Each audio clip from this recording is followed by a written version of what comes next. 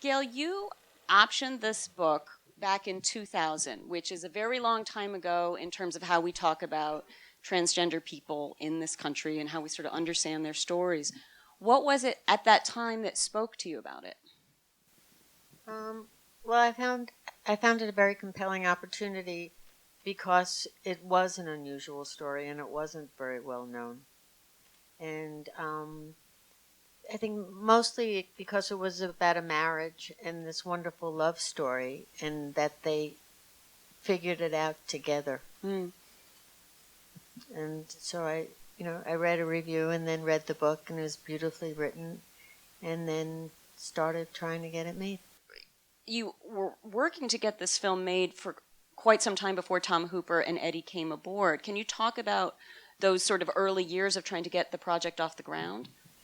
Yeah, I started first trying to, get a studio or some financier interested in backing development, and that didn't work. And then going to some of the bigger actors like Brad Pitt and Jude Law, Heath Ledger at the time, and over the years, all the actors didn't want to do the part.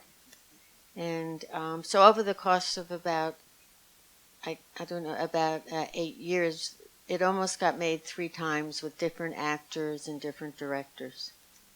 And Tom had read the script, I think it was 2008, but I was already talking to another director, and he really liked it, but we were already doing something else.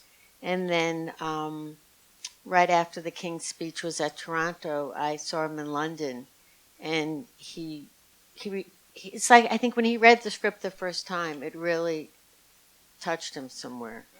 And so if there was sort of a dance for about 4 years where he would say, I really want to do it, but there's something else I'm considering, and then, but I'm going to do Les Mis, and let's talk when we wrap, and then let's talk after post, let's talk after the awards, let's talk after my vacation.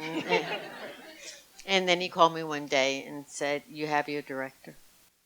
What was it you think that kept the project from getting off the ground with one sort of person or another in that time? Was it something about the business or the subject matter?